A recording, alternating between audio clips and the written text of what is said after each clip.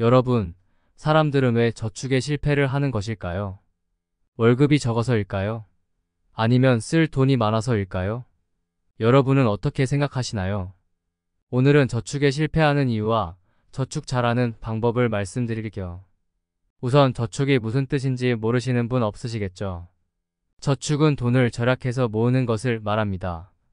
사전적 의미도 똑같아요. 사실 저축을 아예 못하는 사람은 없을 거예요. 월급에 10,000원이라도 남겨서 차곡차곡 모은다면 그것 또한 저축은 저축이니까요. 하지만 제가 말하고자 하는 저축과 여러분이 생각하는 저축은 저 뜻이 아니잖아요. 월급의 최소 50%는 모으고 있어야 돈을 좀 모으고 있다고 생각하잖아요. 그럼 받은 월급을 조금 덜 쓰고 모으기만 하면 저축이라는 것을 잘하게 되는 것인데 왜 그렇게 많은 사람들은 저축에 실패하는 것일까요? 제가 생각하는 저축에 실패하는 가장 큰 이유는 현재와 미래의 괴리감 때문이에요. 여러분이 꼭 저축을 하려는 목적과 이유가 무엇인가요? 저는 저축의 진정한 뜻은 돈을 모으는 것이 아닌 미래에 투자하는 것이라고 생각해요. 돈을 모으는 이유 대부분은 모은 돈으로 집, 차, 결혼, 가방 등등 나의 미래에 더 좋은 것을 사거나 좋은 곳에 쓰기 위해 저축을 하는 거잖아요. 돈을 모으려면 먹고 싶은 것도 못 먹고 사고 싶은 것도 못 사면서 힘들게 돈을 모아야 하잖아요. 그리고 이것들은 모두 미래가 아닌 현재에 이뤄지는 거고요. 즉, 힘들게 돈을 모아야 하는 것은 현재이고 좋은 곳에 돈을 쓰게 되는 것은 미래이니까 여기서 현재, 미래와의 괴리감이 생겨 저축에 실패하는 거예요. 그럼 저축을 잘하려면 어떻게 해야 할까요? 첫 번째로 저축하는 습관을 가져야 해요. 여러분이 어떤 운동을 처음 배워본다고 생각해 보세요. 올바른 동작과 자세를 잡아봐도 처음에는 뭔가 어색하고 불편하고 힘들잖아요. 하지만 그 자세와 동작에 익숙해지면 어떻게 될까요? 처음과는 다르게 전혀 불편해지지 않을 거예요. 또 그렇게 의식하거나 신경 쓰지 않아도 될 테고요. 저축도 마찬가지예요. 처음에 소비를 절제하고 통제해서 저축하는 것이 처음에는 어렵지만 이것에 익숙해져서 습관이 된다면 여러분은 굳이 크게 의식하지 않아도 절제와 통제가 가능해져서 저축하는 것이 굉장히 쉬워질 거예요. 그럼 저축하는 습관을 가지게 되려면 어떻게 해야 될까요? 돈이라는 것은 있으면 무조건 더 쓰게 되어 있어요. 그래서 월급을 받으면 얼마 정도 먼저 저축을 하고 생활하는 연습을 해야 해요. 돈을 모을 수밖에 없는 환경을 강제로 만들어 저축을 하는 것이죠. 처음에는 내가 여태 살아온 소비와 생활 습관을 완전히 바뀌어서 힘들겠지만 이것이 만약 습관이 된다면 점차 저축하는 금액을 늘려가시면 됩니다. 두 번째로 고정 지출을 줄이는 겁니다.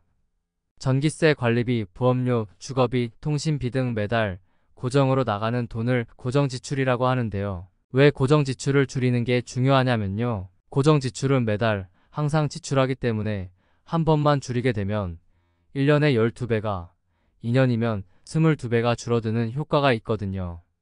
예를 들어서 통신비를 매달 7만원 내던 것을 알뜰폰으로 바꿔서 매달 5만원씩 낸다고 가정해 볼게요.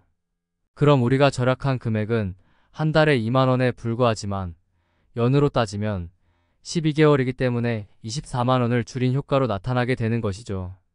항상 고정적으로 나가는 만큼 줄이기도 쉽고 효과도 커서 여러분께서 많이 고민하시고 알아보신 후 꼭 불필요한 고정비를 줄이셨으면 좋겠습니다.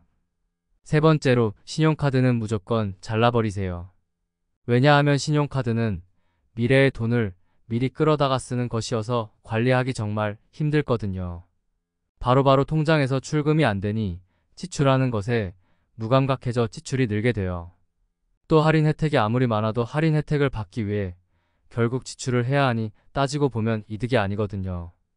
행여나 혜택이 더 이득이더라도 당장의 몇만 원보다 여러분이 저축 습관을 가지는 게 장기적으로는 무조건 이득이니 꼭 잘라버리시길 바랍니다.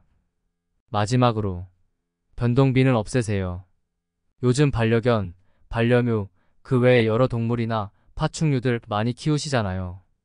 이미 키우고 계시는 분들에게는 죄송하지만 어떤 것을 기르거나 키우게 되면 예상치 못한 비용이 정말 자주 발생하게 돼요.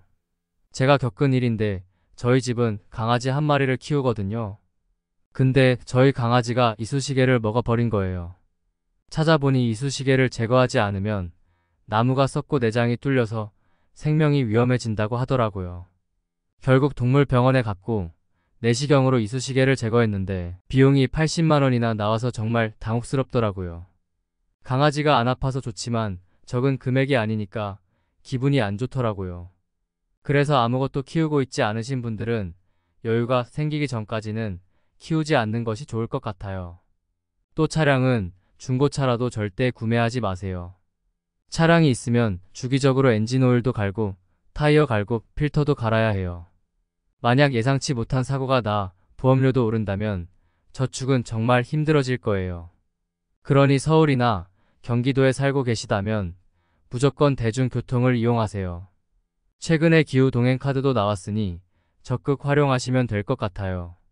지금까지 영상 봐주셔서 감사합니다. 다음에 더 좋은 영상으로 찾아뵙겠습니다. 감사합니다.